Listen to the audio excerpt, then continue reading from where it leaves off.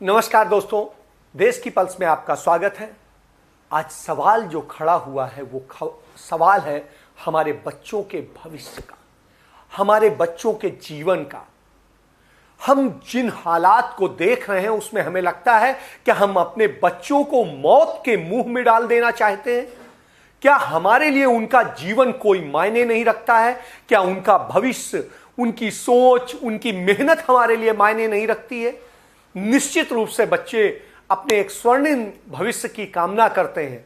बच्चे उसके लिए मेहनत करते हैं, पढ़ाई करते हैं। तमाम सारे माँ बाप जो है उनके लिए अपना सब कुछ बेच देते हैं और उस स्थिति में बच्चे तैयार होते हैं और वो जाकर के कहीं कोई एग्जाम पास करते हैं और किसी परीक्षा में जाकर के पास करके एक मुकाम हासिल करते हैं।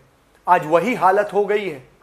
हमारी सरकार जेईई और एनईटी को लेकर के इतनी ज्यादा हठ में है कि वो यह भूल जा रही है कि हमारे देश के लाखों बच्चों की जिंदगी खतरे में।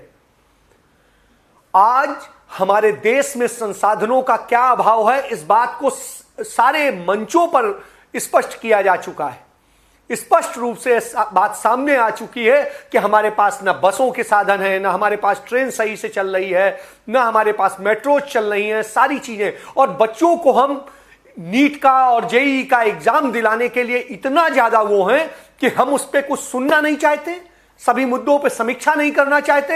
हमारी सर्वोच्च अदालत भी इसको लेकर के बिल्कुल नाकाम सी है, चुप बैठी हुई है और उसका जो फैसला है वो निश्चित रूप से सभी तथ्यों को नजरअंदाज करता है। हमारे लिए यह भी चिंता का विषय है कि हम किस ढंग से जा रहे हैं, किस दिशा में जा रहे हैं। क्या हमारे लिए तानाशाही पूर्ण फैसले ही सबसे महत्वपूर्ण है? बच्चे हमारे लिए महत्वपूर्ण नहीं है? बच्चों के लगातार मैसेज आ रहे हैं, उनके कॉल्स आ रहे हैं, दूसरी चीजें आ रहे हैं और उस सोशल मीडिया से लेकर सब पर अपनी बात कह रहे हैं। कोई बच्चा एग्जाम देने से नहीं डरता। उसने फॉर्म ही इसलिए भरा है क्योंकि वो एग्जाम देकर के उस परीक्षा को पास करना चाहता है, वो एक मुकाम हासिल करना चाहता है। लेकिन शायद कोचिंग माफिया, एजुकेशन माफिया इतना हावी है कि उसके मुताबिक चल रहा है, क्योंकि उसे पैसा मिलेगा, उसके हिसाब से सारी व्यवस्थाएं चल रही हैं। ये 2 महीना 3 महीना और लेट हो जाएगा तो कोई बहुत बड़ा फर्क नहीं पड़ जाएगा, अभी भी हम लेट हैं। हमें इस बात को समझना चाहिए कि सेशन 6 महीने लेट हो जाएगा तो कुछ नहीं बिगड़ेगा, लेकिन यदि कुछ लोग मर गए तो समस्या हो जाएगी। अमेरिका में इसी तरह हटबंदी में एक एग्जाम हुआ और 1 लाख बच्चे कोविड पॉजिटिव हुए और उसके बाद में करीब 1000 बच्चों का निधन हो गया। यह हमारे लिए दुखद बात है।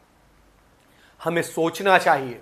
इसको लेकर के विपक्ष के नेताओं की आज सोनिया गांधी ने एक बैठक की है विपक्ष के मुख्यमंत्रियों के साथ और उनसे भी कहा है।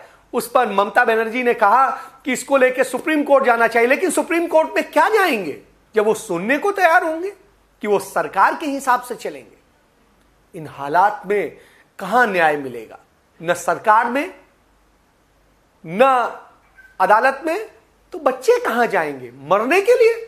हॉस्पिटल्स में आपके पास व्यवस्थाएं नहीं है। मुझे भाजपा के ही एक नेता बता रहे थे कि वो बीमार हुए तो वो लखनऊ के 3 सरकारी हॉस्पिटलों में उन्होंने चेक किया और अंत में वो स्पेशल विमान से पहुंचे दिल्ली और मेदांता में अपना इलाज कराया।